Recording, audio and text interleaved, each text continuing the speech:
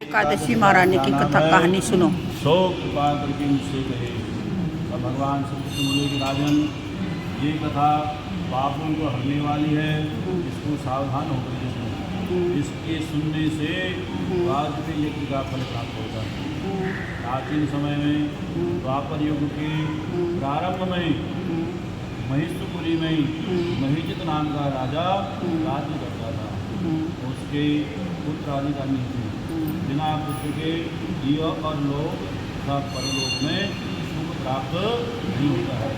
पुत्र जो है उसकी कामना के लिए और हमेशा चिंता रखता है।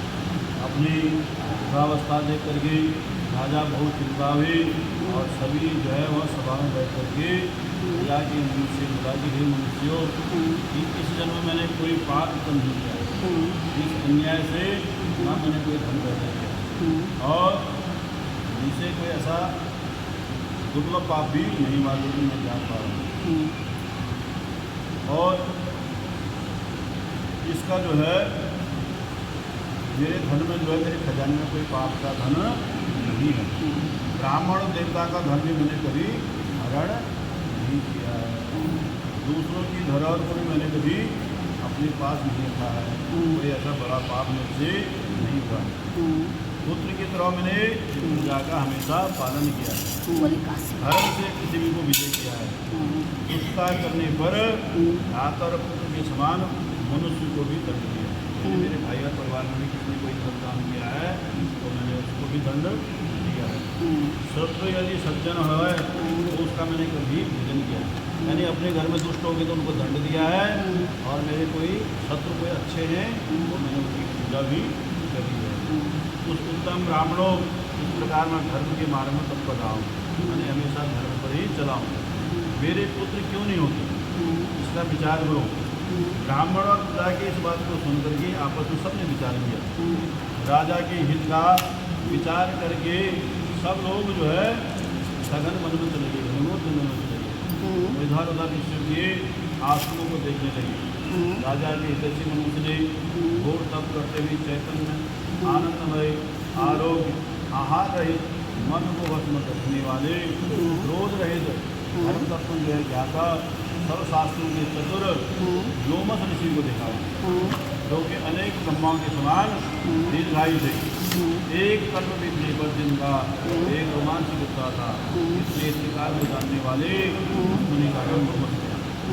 उनको देख करके सब प्रसन्न हुए और उनके पास गए जो है ध्यान लोग था कि उनसे नमस्कार किया और उनसे बात करने लगे आपस में। हमारे भाग्य से मिनिस्टर मिले हैं। इनको नम्र देख करके मिनिस्टर बोले तुम किस लिए यहाँ आए हो, इसका क्या कारण है तो कहो। मेरे दर्शन के आनंद से तुम क्यों स्तुति कर रहे हो। मैं अवश्य तुम्हारे हित करूँगा। हम सर के मनुष्य का जन्म रोजगार के लिए ही हुआ है, इसमें कोई संशय नहीं है।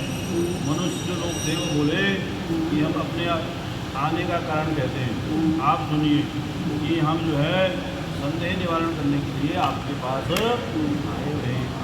आप ब्रह्मा के समान श्रेष्ठ हैं और आपसे उत्तम और प्राप्त नहीं हुआ है, इसलिए कार्यवश हम आपके पास आए हुए हैं। जो महिजित नाम का जो राजा है वह पुत्र उसके पास कोई पुत्र नहीं है। हे ब्रह्मन, हम उसकी प्रजा है और उसने हमें हमारे साथ रक्षा करी है, हमारा पालन अपने परिवार की तरफ से किया है। उसको बिना पुत्र के देख करके उसके दुख से हम सभी लोग दुखी हो गए।